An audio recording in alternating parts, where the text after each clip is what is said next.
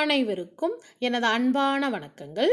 இன்றைக்கு வந்து சிக்கன் குழம்பு எப்படி ரொம்பவே டேஸ்ட்டாக அதே சமயத்தில் நல்ல கிரேவியாக இப்போ நம்ம சப்பாத்தி பூரி இட்லி தோசைக்கெலாம் நல்லா டிப் பண்ணி திருப்தியாக சாப்பிட்ற அளவுக்கு கிரேவியாக எப்படி பண்ணுறதுனே பார்க்கலாம். அதே சமயத்தில் ரைஸ் கூட இது சூப்பராக இருக்கும். அதாவது இப்போ சில நேரம் நம்ம மதியானம் சிக்கன் குழம்பு வச்சிட்டோம்னா நைட்டுக்கு வந்து குழம்பு இல்லாமல் ஆயிரும். ஸோ இந்த மாதிரி நீங்கள் ட்ரை பண்ணிங்கன்னா நைட்டு நீங்கள் ஏதாவது டிஃபன் சாப்பிடும்போது சப்பாத்தி பூரி நான் அந்த மாதிரி சாப்பிடும்போது கிரேவி அப்படியே இருக்கும். இப்போ இது எப்படி பண்ணுறதுனே பார்க்கலாம். ஒரு பெரிய குக்கரில் நான் தேவையான அளவு குக்கிங் ஆயில் ஊற்றிருக்கேன்.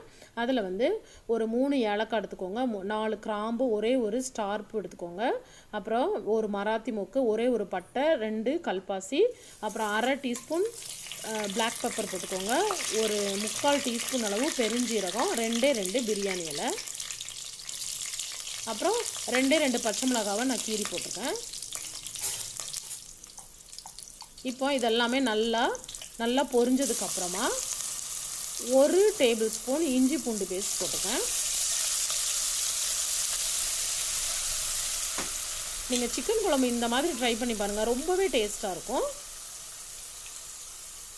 இப்போ வந்து அந்த இஞ்சி பூண்டு பேஸ்ட் வந்து லைட்டாக அந்த பச்சை வாசனை போனதுக்கப்புறமா ஒரே ஒரு பெரிய வெங்காயத்தை நல்லா சின்னதாக இந்த மாதிரி ஒன்று அப்படி இல்லைன்னா 1.5 வெங்காயம் போட்டுக்கலாங்க. இந்த மாதிரி சின்னதாக கட் பண்ணி போட்டுக்கோங்க.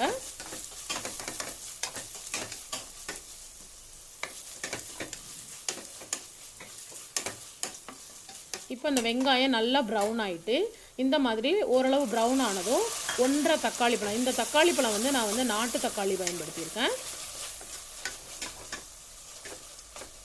1.5 தக்காளி பழத்தை இந்த மாதிரி சின்னதாக கட் பண்ணி போட்டு நல்லா வதக்கிடுங்க. இப்போ அந்த குழம்புக்கு தகுந்தவாறு உப்பு சேர்த்துக்கலாம். நான் ஏற்கனவே சிக்கன்லையும் உப்பு மஞ்சள் பொடி சேர்த்து ஒரு 20 மினிட்ஸ்க்கு ஊற வச்சு வச்சுருக்கேங்க. இப்போ கொஞ்சமாக 1/4 டீஸ்பூன் அளவு மஞ்சள் பொடி, 1 டீஸ்பூன் அளவு வத்தல் பொடி அப்படின்னா சில்லி பவுடர், அப்புறம் வந்து 1.5 டீஸ்பூன் கொத்தமல்லி பொடி. உங்களுக்கு இதில் காரம் அதிகமாக வேணும்னா நீங்கள் வந்து சில்லி பொடி எக்ஸ்ட்ரா ஆட் பண்ணிக்கலாம். பட் இந்த அளவு வந்து ரொம்பவே கரெக்டாக இருக்கும். இப்போ இதை நல்லா மிக்ஸ் பண்ணி விட்டுருங்க. சிக்கன் மசாலா நம்ம இதில் இப்போ சேர்க்க போகிறது இல்லை, சிக்கன் சேர்த்ததுக்கப்புறமா சேர்த்துக்கலாம். இப்போ அதை மூடி வச்சுட்டு ஒரு 5 மினிட்ஸ்க்கு நல்லா ஸ்லோ ஃபயரில் வேக வச்சு நல்லா இது பாருங்கள், இந்த மாதிரி நல்லா வதக்கி எடுத்துக்கோங்க. அப்புறம் வந்து ஒரு 2 பெரிய தக்காளி பழம், அப்புறம் வந்து 2 வெங்காயம், இது எல்லாமே நல்லா பேஸ்ட் பண்ணி, வெங்காயம் வந்து பெரிய வெங்காயம் பல்லாரி வெங்காயம்னு சொல்லுவாங்க, அந்த வெங்காயம் பெரிய சைஸ் வெங்காயம் 2, அப்புறம் 2 அல்லது 3 தக்காளி பழங்கள் பயன்படுத்திக்கலாம். இது எல்லாமே நல்லா ஃபைன் பேஸ்ட் பண்ணிவிட்டு அதாவது நான் வந்து தக்காளி வெங்காயம் வதக்கலை, பச்சையாகவே அரைச்சி ஊற்றிருக்கேன். இந்த மாதிரி பண்ணுறதுனால அப்புறம் வந்து இதை மறக்காமல் ஒரு 5 to 7 மினிட்ஸ்க்கு நல்லா வேக வச்சு எடுத்துக்கோங்க. ஏன்னா இதில் பச்சை வாசனை இருந்ததுன்னா உங்கள் குழம்பு நல்லாவே இருக்காது. ஸோ அதனால் இந்த தக்காளியும் வெங்காயத்தையும் நல்லாவே ஃபைன் பேஸ்ட் பண்ணிவிட்டு நல்லா வேக வச்சு எடுத்துக்கோங்க. இப்போ பாருங்கள், அது நல்லா வெந்துட்டு அந்த பச்சை வாசனை எல்லாம் போனதுக்கப்புறம் 1 கிலோ சிக்கன் ஆட் பண்ணியிருக்கேன். இந்த 1 கிலோ இந்த சிக்கனில் வந்து நான் கொஞ்சமாக மஞ்சள் பொடியும் உப்பு மட்டுமே சேர்த்துருக்கேன். சேர்த்து ஒரு 10லேருந்து 15 நிமிஷம் கூட ஊற வச்சுட்டு அதுக்கப்புறமா நீங்கள் இதில் சேர்த்துக்கலாம். இப்போ இதை நல்லா மிக்ஸ் பண்ணி விட்டுட்டேன். அப்புறம் வந்து இதில் சிக்கன் மசாலா, இது வந்து நான் வீட்டிலையே பண்ணியிருக்கிற மசாலா, இது வந்து நான் 1 டேபிள் ஸ்பூன் பயன்படுத்தியிருக்கேன். நீங்கள் வந்து எந்த பிராண்ட்னாலும் பயன்படுத்திக்கலாம். உங்களுக்கு இந்த மசாலா பண்ணணும் அப்படின்னா நான் வந்து கீழே வந்து டிஸ்கிரிப்ஷன் பாக்ஸில் வந்து லிங்க் கொடுக்குறேன், நீங்கள் செக் பண்ணி பார்த்துக்கோங்க. அந்த மசாலா உங்கள் வீட்டில் பண்ணினீங்கன்னா மட்டன் குழம்புக்கு, சிக்கன் குழம்புக்கு, நிறைய வித குழம்புகளுக்கு நீங்கள் அது பயன்படுத்திக்கலாம். இப்போ கொஞ்சமாக ஒரு 75 ml மட்டுமே நான் தண்ணி சேர்த்துருக்கேன். நீங்கள் ஒரு தடவை சிக்கன் குழம்பு இந்த மாதிரி வச்சு பாருங்க, ரொம்பவே டேஸ்ட்டாக இருக்கும், நல்ல கிரேவியாக இருக்கும், அதே சமயத்தில் ரொம்ப லைட்டாகவும் இருக்கும், சாப்பிட்றதுக்கு வந்து ரொம்பவே நல்லாயிருக்கும். இப்போ நம்ம இதை மூடி வச்சுட்டு உங்கள் குக்கரை பொறுத்து இருக்குங்க, நான் வந்து இதில் 2 விசில் வச்சு எடுத்துக்கிட்டேன்.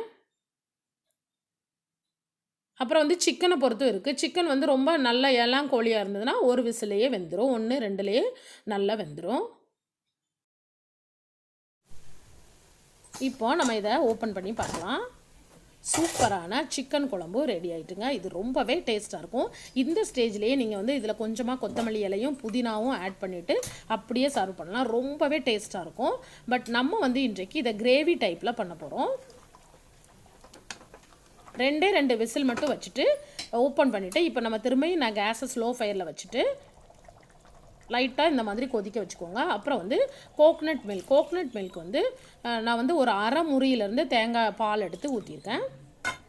இந்த மாதிரி நீங்கள் பண்ணுறதுனால நல்ல கிரேவியாக இருக்கும், அதே சமயத்தில் ரொம்பவே டேஸ்ட்டாக இருக்கும். இப்போ நம்ம சப்பாத்தி பூரி தோசைக்கெலாம் நல்ல ஃப்ரீயாக டிப் பண்ணி சாப்பிட்டுக்கலாம்.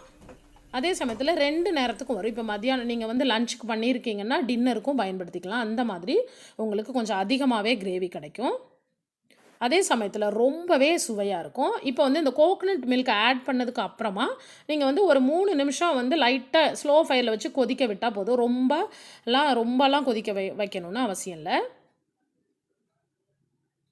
ஒருவேளை நீங்கள் அதிகமாக கோகனட் மில்க் ஆட் பண்ணிட்டீங்க, கொஞ்சமே தண்ணியாக ஆயிட்டு அப்படின்னா நீங்கள் என்ன பண்ணலாம்னா இன்னும் ஒரு 3 நிமிஷத்துக்கு நல்லா கொதிக்க விட்டு எடுத்துக்கலாம். பாருங்கள், இந்த மாதிரி